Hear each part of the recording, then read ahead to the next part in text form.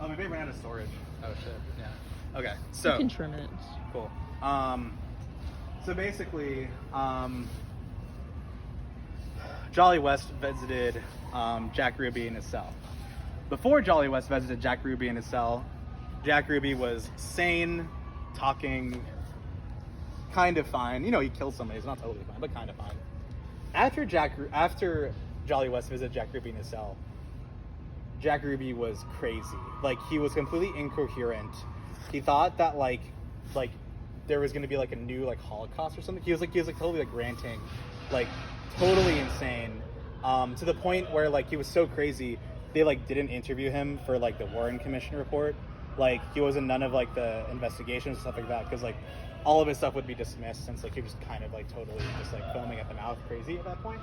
So it's an interesting coincidence that the guy who was heading the MK Ultra experiments visited Jack Ruby in his cell, and then suddenly Jack Ruby just became insane.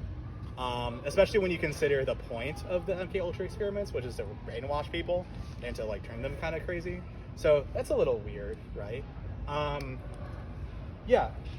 So basically that's the background between Lee Harvey Oswald and Jack Ruby. So at this point, like, the fix is in.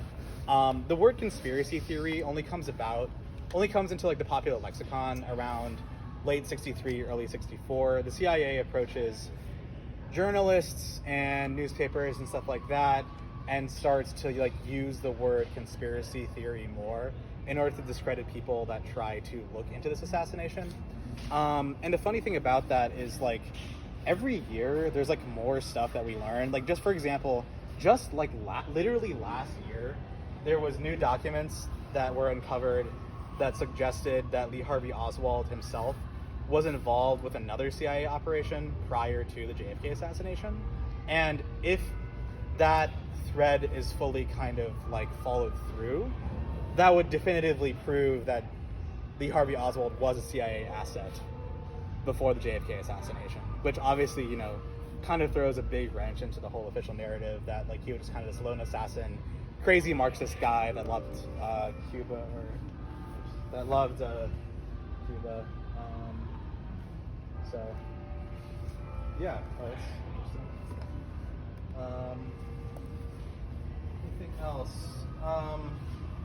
Yeah, so basically, like, in the popular American imagination of what happened during this day, this crazy guy went, shot the US president, and then, yeah, that was that. And America moved on.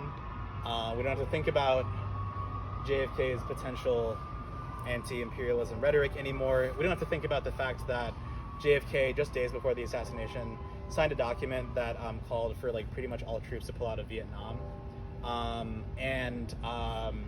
That document, you can look it up. You can look it up, yeah. It's a real document. That's not... It's a real document. Oh so my after, God. of course, his assassination, we ramped up troops in Vietnam under LBJ. Holy shit, Yeah. bro. So there's, and we can get into, I'm not going to get into that right now, but basically, like, there's where like the Joint Chiefs of Staff come in too, as like possible people involved in the conspiracy. So yeah, basically there was a deep state coup against the United States president. Mm-hmm. The American deep state assassinated John F. Kennedy, covered it up in order to basically centralize the power of the CIA and get somebody that was more friendly for the CIA and for the American war machine and the power elite to continue American imperialism abroad. So that's basically it. Wow. Any questions?